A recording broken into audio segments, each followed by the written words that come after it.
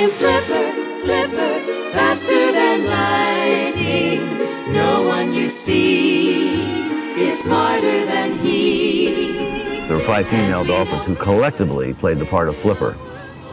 I captured the 5 dolphins myself.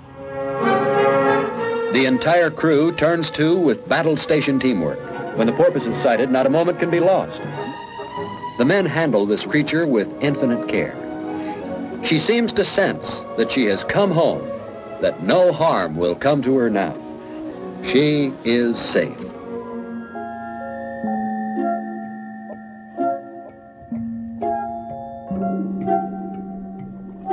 When I started training dolphins, there was no manual.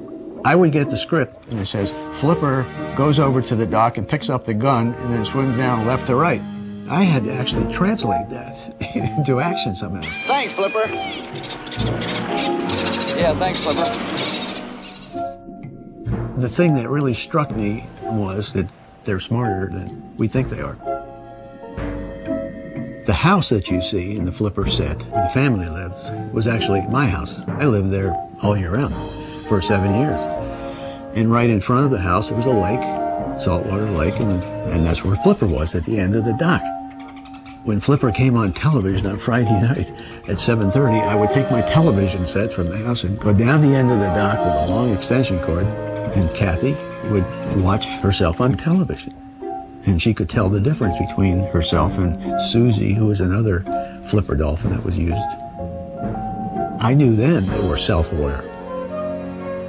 And when you become conscious of this non-human intelligence, you realize after a while they don't really belong in captivity.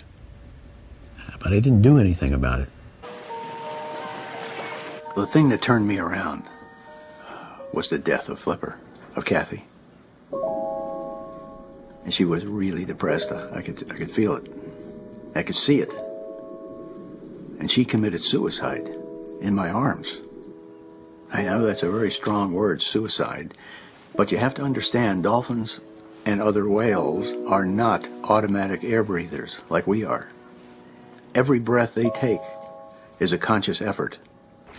And so they can end their life whenever life becomes too unbearable by not taking the next breath. And it's in that context I use the word suicide. She did that. She swam into my arms and looked me right in the eye and took a breath and didn't take another one. And I just let her go, and she sank straight down on her belly at the bottom of the tank. The next day, I was in the Bimini jail for trying to free a dolphin at the Lerner Marine Laboratory.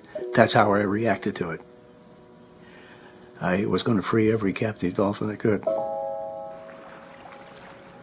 I spent 10 years building that industry up. And I spent the last 35 years trying to tear it down. When I started out, there were only 3 dolphinariums. Today, it's become a multi-billion-dollar industry. And all of these captures, you helped create the largest slaughter of dolphins on the planet.